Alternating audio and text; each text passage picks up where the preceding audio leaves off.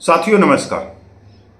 साथियों, 8वें वेतन आयोग को लेकर एक बहुत बड़े अखबार ने आधे पेज में एक लेख निकाला है और ये सोशल मीडिया पे जबरदस्त वायरल हो रहा है। साथियों, आप लोगों ने दैनिक भास्कर अखबार का तो नाम सुना होगा, जो नेशनल अखबार है। उस अखबार के जो बीच वाला हिस्सा होता है उसके आधे पेज पे 8वें वेतन आयोग को लेकर बहुत ही बारीकी से ये खबर छपी है। साथियों, आप अंदाजा लगा सकते हो कि आधे पेज पे 8वें वेतन आयोग को लेकर खबर छाप रहा है एक नेशनल अखबार, तो इसके विशेषज्ञों ने कितनी मेहनत करी होगी इस लेख को लिखने के लिए। उन्होंने जहां जहां से जानकारियां जुटानी थी, चाहे वो सरकार के माध्यम से, चाहे उन्होंने अपने सूत्रों के माध्यम से जो जानकारियां जुटाई, वो सारी इस लेख में है। और ये जो खबर आई है इस पे बहुत सारे जो सवाल हैं करोड़ों केंद्रीय कर्मचारियों के, पेंशनरों के, वो भी कहीं ना कहीं मिलते हुए नजर आ रहे। साथियों, ये तो देखो, आप सबको मालूम है कि 8वें वेतन आयोग को लेकर करोड़ों केंद्रीय कर्मचारी, पेंशनर, साथ ही साथ राज्य सरकारों की कर्मचारी, पेंशनर सब नजर बनाए हुए। और नजर क्यों बनाए हुए हैं? क्योंकि भाई पैसों का मामला है। अब चलते रोड पे भी अगर 1 रुपये का सिक्का पड़ा है तो कौन छोड़ेगा उसको? उठा के जेब में डाल लेंगे। और ये तो सीधे सीधे वेतन और पेंशन से जुड़ा हुआ है। तो साथियों, ये लेख यहां पे चल रहा है, अगर आप पढ़ सकते हो तो इसको पढ़िए, नहीं तो मैं आप लोगों को पढ़ के सुनाता हूं, जिससे आप लोगों के जो मन में जो सवाल चल रहे हैं उन सभी सवालों का जवाब भी मिले। और साथियों, मैं आपसे दरखास्त करता हूं कि इस वीडियो को ज्यादा से ज्यादा शेयर भी करना। वो इसलिए करना शेयर कि जो गुमराह करने वाली खबरें चल रही है, भ्रामक खबरें चल रही हैं कोट टाई वाले द्वारा, गोदी मीडिया द्वारा, तो उनके ऊपर भी एक तरह से रोक लगे और करोड़ों केंद्रीय कर्मचारियों के पास में जो अपडेट है 8वां वेतन आयोग की वही जाए। तो साथियों, मैं इस पूरी खबर पे आप लोगों को लेके चलता हूं। दैनिक भास्कर अखबार में आई है। इसका जो टाइटल है 8वां वेतन आयोग घोषित, 1 जनवरी 2026 से केंद्र में लागू होगा नया वेतनमान, सिफारिशें इसी साल। अगली जो आप देख रहे हो बड़े बड़े अक्षरों में लिखा हुआ है, सरकारी सैलरी 38%, पेंशन 34% बढ़ेगी। तो जहां हर एक आदमी की नजरें जाके ठहर जाती है इस लाइन पे कि सरकारी सैलरी 38%, पेंशन 34% बढ़ेगी। 1,15,00,000 केंद्रीय कर्मचारी और पेंशनरों को होगा फायदा। भास्कर न्यूज नई दिल्ली से यह खबर प्रकाशित हुई है। केंद्र सरकार ने आम बजट से पहले गुरुवार को सरकारी कर्मचारियों के हक में बड़ा फैसला लिया। प्रधानमंत्री नरेंद्र मोदी की अध्यक्षता में हुई कैबिनेट बैठक में सरकार ने 8वें वेतन आयोग के गठन को मंजूरी दी है। इससे 45 लाख केंद्रीय कर्मचारी और 65 लाख पेंशनर को फायदा होगा। 7वें वेतन आयोग का कार्यकाल 31 दिसंबर 2025 को खत्म होगा। 1 जनवरी 2026 से 8वें वेतन आयोग का कार्यकाल शुरू होगा। कैबिनेट के फैसले की जानकारी देते हुए सूचना और प्रसारण मंत्री ने बताया कि यह सुनिश्चित करेंगे कि 7वें वेतन आयोग का कार्यकाल पूरा होने से पहले नए वेतन आयोग की सिफारिशें मिल जाए। आजादी के बाद 1947 के बाद 7वें वेतन आयोग गठित किए गए हैं। अधिकतर राज्य सरकारें भी इसी का पालन करती हैं। ऐसे में 29 राज्यों के करीब 1,40,00,000 कर्मचारी, पेंशनरों की संख्या शामिल नहीं है को भी इसका फायदा मिलेगा। पिछले आयोग से सरकार पर वेतन पेंशन से 1 लाख करोड़ रुपए का बोझ आया था। नए वेतन आयोग के जरिए अर्थव्यवस्था में 2 लाख करोड़ रुपए आने का अनुमान है। नए वेतन आयोग के लिए चेयरमैन और सदस्यों की नियुक्ति जल्द की जाएगी। राजस्थान में 2017 में 7वां लागू, पंजाब में अब तक नहीं। हरियाणा, गुजरात, मध्य प्रदेश, छत्तीसगढ़, महाराष्ट्र में 7वां वेतन अलग अलग साल घोषित 2016 से लागू है। राजस्थान, बिहार, झारखंड ने 2017 में लागू किया। पंजाब में अब तक लागू नहीं है। न्यूनतम वेतन 18,000 से बढ़कर 46,000 और ग्रेजुएटी भी करीब 2.5 गुना तक बढ़ जाएगी। उच्चतम वेतन में कितनी वृद्धि संभव है?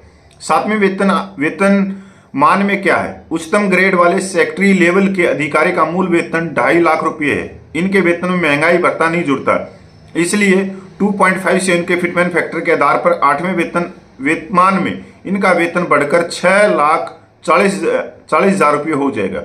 इनकी ग्रेजुएटी पर असर। ग्रेजुएटी की अधिकतम सीमा 30 लाख रुपये ही है। अगर सरकार ने यह नहीं बढ़ाई तो यह यथावत रहेगी। अन्य क्या फायदे होंगे? केंद्रीय कर्मियों को 34 माह के मूल वेतन के बराबर होम लोन केवल 8.5% के ब्याज पर मिलता है। छठे वेतनमान में यह लोन राशि 7.5 लाख थी। सातवें में यह 3.2 गुना होकर 25 लाख के करीब पहुंच गई है। आठवें वेतन आयोग में यह बढ़कर 80 लाख रुपये हो जाएगी। कितनी बड़ी खबर बताई उन्होंने। पेंशन की राशि में कैसे बढ़ोतरी होगी? छठे वेतनमान में पेंशन 14% और सातवें में 23.66% तक बढ़ी थी। इसी फार्मूले के आधार पर इस बार पेंशन न्यूनतम 34% तक बढ़ेगी। उदाहरण से समझिए, एक रिटायर्ड आयकर अधिकारी, उनकी अंतिम बेसिक सैलरी 80,000 रुपये थी। इस पर उन्हें प्रति माह 40,000 रुपये पेंशन मिल रही है। अंतिम बेसिक 80,000 रुपये पर 34% की बढ़ोतरी यानी 27,200 रुपये बढ़ जाएंगी। यानी अब बेसिक पेंशन बढ़कर 40,000 प्लस 27,000 रुपये यानी 67,200 रुपये हो जाएगी। एक चीफ कमिश्नर के पद से रिटायर्ड अधिकारी का अंतिम बेसिक 2.5 लाख था, उन्हें पेंशन 1,25,000 रुपये मिल रही है। 34% की बेसिक में न्यूनतम वृद्धि होने पर 85,000 रुपये बढ़ेगी। वृद्धि की गणना अंतिम बेसिक के आधार पर की जाती है, भले पेंशन में 50% कम हो। न्यूनतम वेतन बढ़ने का गणित क्या है? सातवें वेतन आयोग में क्या है? किसी न्यूनतम वेतन 18,000 रुपये है तो महंगाई भत्ता 53% है। 31 दिसंबर 2025 से पहले दो बार में 33% महंगाई भत्ता मिलेगा, यानी कुल महंगाई भत्ता 59% हो जाएगा। इसे जोड़कर 8वां वेतन मान लगने से पहले कुल वेतन 28,620 रुपये होगा। 8वें वेतनमान में क्या होगा? संभावित फिटमेंट फैक्टर 2.57 से 2.90 रहेगा, यानी वेतन में इतने गुना बढ़ोतरी होगी। 2.57 से गणना करें तो न्यूनतम वेतन 18,000 रुपये बढ़कर 46,260 रुपये हो जाएगा, यानी न्यूनतम वेतन 46,260 रुपया और माइनस 28,620 रुपया, तो टोटल जो बढ़ोतरी होगी वो होगी 17,640 रुपये का, यानी 38.13% की वृद्धि। ग्रेजुएटी 4,90,000 से 12,56,000 तक होगी। अगर मूल वेतन 18,000 रुपये, महंगाई भत्ता 10,620 है, इसका जोड़ होगा 28,260 रुपये। इसमें 26 का भाग देंगे, इससे दैनिक वेतन निकलेगा 1,087 रुपये। इसमें 15 का गुणा करने पर आधे माह का वेतन होगा 16,305 रुपये। अगर उसने 30 साल नौकरी की है तो इसकी ग्रेजुएटी होगी 16,305 गुणा 30 यानी 4,90,000 रुपये के करीब। इसे अगर 8वें वेतनमान के 2.57 फिटमेंट से गणना करें तो यह राशि 4,90,000 गुणा 2.57 यानी 12,56,000 रुपये हो जाएगी। प्राइवेट जॉब वालों पर क्या असर होगा? जब सरकारी कर्मचारियों के वेतन में बढ़ोतरी हुई तो बराबर प्रतिस्पर्धा वाले निजी क्षेत्रों में 5% से 8% वेतन बढ़ा है। सातवें वेतन आयोग के बाद यह बदलाव देखने को मिला है। कई शहरी निजी कंपनियों ने अपने वेतन ढांचे को सरकारी बेंचमार्क के हिसाब से बदला। ग्रेच्युटी, पात्रता और लाभ के सरकारी मानदंडों के अनुरूप रहे हैं। डॉक्टर रविंद्र नाथ सिंह, रिटायर्ड आयकर अधिकारी। इकोनॉमी में 2 लाख करोड़ रुपए आएंगे, खर्च समता बढ़ेगी। आयकर विभाग के डेटा अनुसार देश में वेतन से व्यक्तिगत आय 2016-17 में कुल 13.56 लाख करोड़ थी। सातवां वेतनमान लगने के बाद वेतन से व्यक्तिगत आय 2017-18 में बढ़कर 15.94 लाख करोड़ रुपये होगी, यानी 14.18% की बढ़ोतरी हुई। अर्थव्यवस्था, मांग और खपत दोनों बढ़ती हैं। EY इंडिया के मुख्य नीति सलाहकार DK श्रीवास्तव के अनुसार 1947 से अब तक आए सातों वेतनमान ने सरकारी खर्चा तो बढ़ाए पर लाखों लोगों की वित्तीय स्थिति भी सुधारी। सातवें वेतनमान में सरकारी खर्च 1 लाख करोड़ रुपये बढ़ा। इससे दो बदलाव दिखे। पहला, पैसा या तो बैंक में जाता है या फिर बाजार में खर्च होता है। दूसरा, बाजार में जाता है तो मांग तेजी से बढ़ती, यानी मांग और खपत में गुणात्मक प्रभाव। वाहन बिक्री एक साल में 14.22% इजाफा। छठा वेतनमान मिलने के बाद 2017-18 में वाहनों की बिक्री 14.22% बढ़कर करीब 2.5 करोड़ होगी। होम लोन एक साल में 11% तक बढ़ोतरी हुई। 2017-18 में बैंकों ने कुल 1.43 लाख करोड़ रुपए के लोन बांटे। यह सालाना आधार पर 11% ज्यादा थी। और भाई नीचे माननीय प्रधानमंत्री का भी इन्होंने ट्विटर शेयर कर रखा है। इस फैसले से खपत बढ़ेगी, इकोनॉमी मजबूत होगी। मोदी जी, सरकारी कर्मचारी विकसित भारत के निर्माण में महत्वपूर्ण भूमिका निभाते हैं, उनके प्रयासों पर हमें गर्व है। कैबिनेट द्वारा वेतन आयोग के निर्णय से उनकी आर्थिक स्थिति में सुधार होगा और खपत बढ़ेगी। इससे देश की अर्थव्यवस्था को भी मजबूती मिलेगी।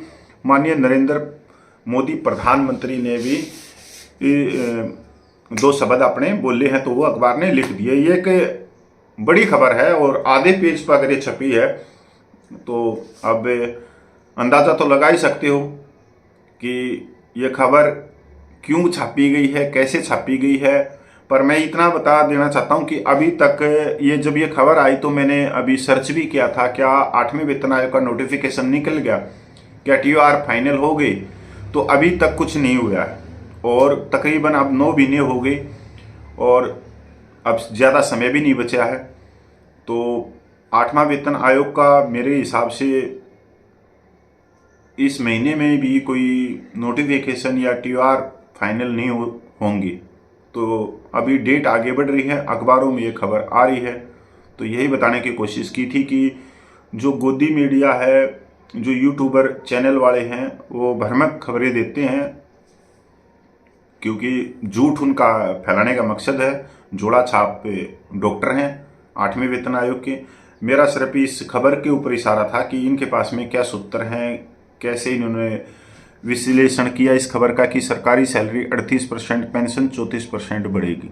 तो इनका टाइटल ही है, अच्छी बात है। चलो, अगर सरकारी कर्मचारियों को, पेंशनरों को कुछ वेतन में, पेंशन में बढ़ोतरी हो और कुछ पैसा उनकी जेब में आए। तो साथियों, मैं पूर्व सैनिक कपिल फौजी, नमस्कार।